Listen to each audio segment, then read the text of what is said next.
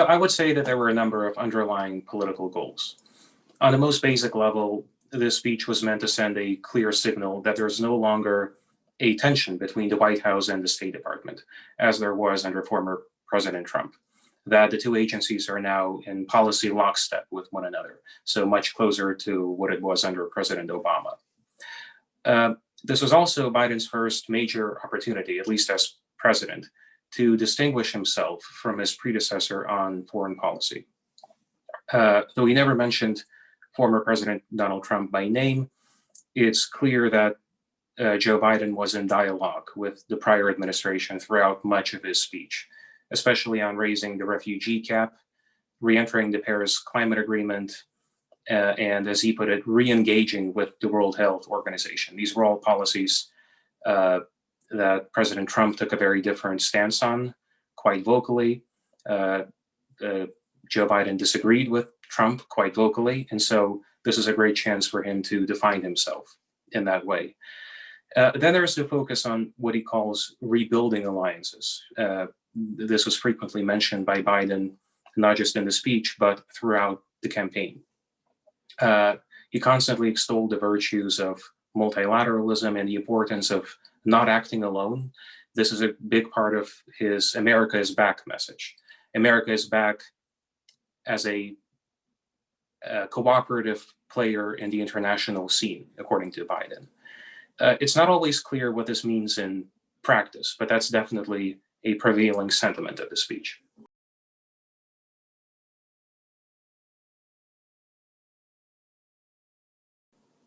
It's a common theme among Biden's supporters and detractors alike that Biden seeks to retread the Obama years, that we're in for another 4 years of an Obama-style approach to foreign policy, with all of the baggage and benefits that entails in terms of leading from the back, as often described. That being said, I take a somewhat different approach. It seems to me, not only from his speech, but also from much of his campaign trail rhetoric, that Biden is guided by a fundamentally different and, in some ways, radical outlook on America's place in the world. For all his talk about the importance of rebuilding alliances, Biden put forth a worldview that cuts across the traditional alliance system that has sustained U.S. foreign policy for over 70 years, so since the post-war period. In Biden's emergent worldview, at least from the speech, it's no longer NATO versus the Soviet Union or NATO versus Russia, but it's now the United States versus everyone who opposes the domestic values that the Biden administration seeks to promote, whether on LGBT rights or climate change or women's rights. These domestic issues are now the centerpiece of what seems to be the emerging Biden foreign policy. As Biden put it, there's no longer a bright line between foreign and domestic politics, which this phrase hasn't gotten much attention, but it seems to me the key to understanding Biden's thinking on these issues. And it's unlike the Obama era approach that I think had a great deal of the Obama administration had a great deal of humility for the limits of American power and the difficulties, the follies of reshaping the world in America's image. You don't get the same sense from Biden, I don't think. Biden seems to me to be more of a Wilsonian figure in his willingness to eschew the traditional role of foreign policy, which is to advance certain geopolitical interests, certain national interests in a narrow sense, and rather making it more about this global ideological struggle between right and wrong, between good and evil, between justice and injustice. So we'll see how this plays out over the next 4 years.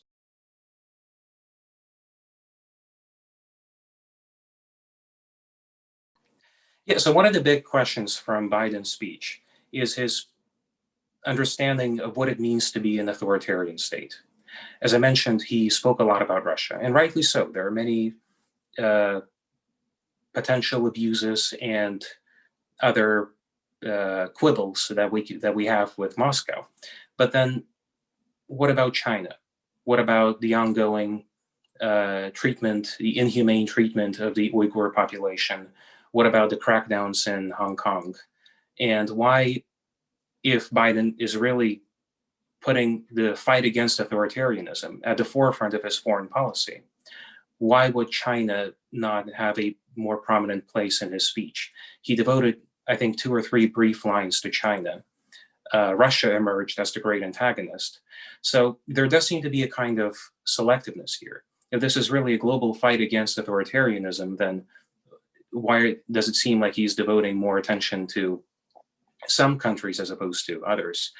I guess this is one of those things that will become more apparent over the coming years, his China policy more generally.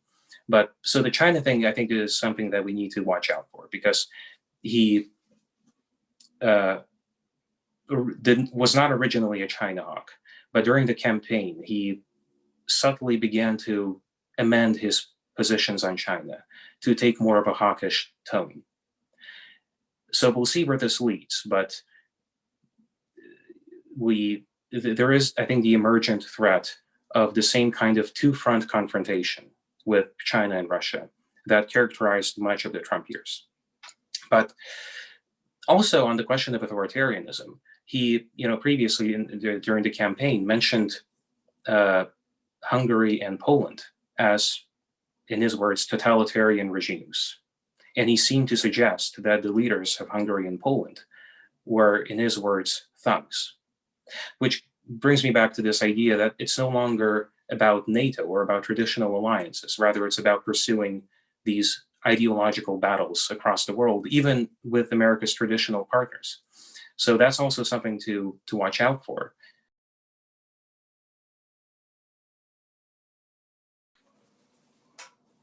Well, it's in some ways the difficulty of predicting Biden's foreign policy direction is in the mixed messages that he has sent over the past several months during the campaign, but also in the speech.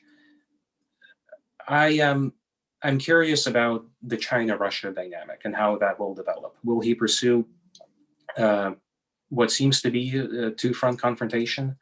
Will this become more about Russia eventually? Will there be a kind of rapprochement with China in order to confront Russia, as some have suggested? And then also to get back to the issue of NATO, it'll be interesting to watch the relationship between the easternmost NATO partners and Washington as it develops, especially from Warsaw and Budapest, given the conservative nature of those governments and Biden's opposition to them. It'll be interesting to see how if Washington decides to punish, say, Poland for its previously warm relations with the Trump administration, given some of Biden's prior rhetoric on this. And also Ukraine is an emergent front that we need to watch out for. In the weeks following Biden's inauguration, Kiev launched a renewed offensive to retake the separatist eastern provinces of Donetsk and Lugansk. So it remains to be seen if Ukraine feels somehow emboldened as a result of Biden's victory and is prepared to pursue a military solution to retaking its lost territories.